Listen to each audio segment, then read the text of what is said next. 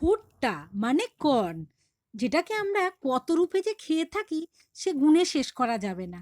আর আমরা কম বেশি সবাই জানি কর্ন আমাদের কত উপকারী। তাই বেবি কর্নকে আমরা স্যুপে খাচ্ছি, তাই বড় কর্নগুলোকে পুড়িয়ে মশলা লাগিয়ে আবার পপকর্ন হিসাবে খাচ্ছি। আর এগুলোই হচ্ছে বড় কর্নকেই ছাড়িয়ে প্যাকেট করে বিক্রি হয়, যেটা খুব নরম, অল্প করে সিদ্ধ করেই খাবার যোগ্য হয়ে যায়। এটাকে তাই জল ঝরিয়ে নিয়েছি, আর এখানে ১ চামচ বাটার দিয়ে দিয়েছি প্যানে। সেটাকে গরম করে নিয়েই আমি ওই সিদ্ধ করে রাখা কর্নগুলো ওতে দিয়ে দিলাম। আর একটু চেষ্টা করে নেব ভালো করে বাটারটা যাতে করে ওর সঙ্গে পুরো মিশে যায়।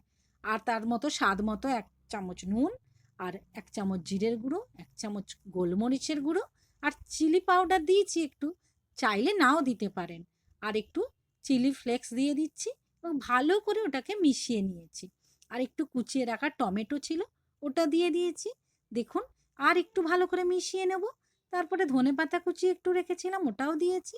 খুব ভালো করে মিশিয়ে নেব। এত সুন্দর একটা স্মেল আসবে, আর এটা খেতে এত ভালো লাগবে যে মুখে জল চলে আসছে দেখে। দেখুন, খুব সুন্দর হয়েছে। আর বাচ্চা যদি থাকে বাড়িতে, একটু করে দিতেই পারেন। খুব ভালো লাগবে। আর বড়দেরও ভীষণ ভালো লাগবে। বিকেলের দিকে এটা হলে খুব ভালো লাগে খেতে। একদিন করে দেখুন। ভালো থাকবেন, আবার দেখা হবে।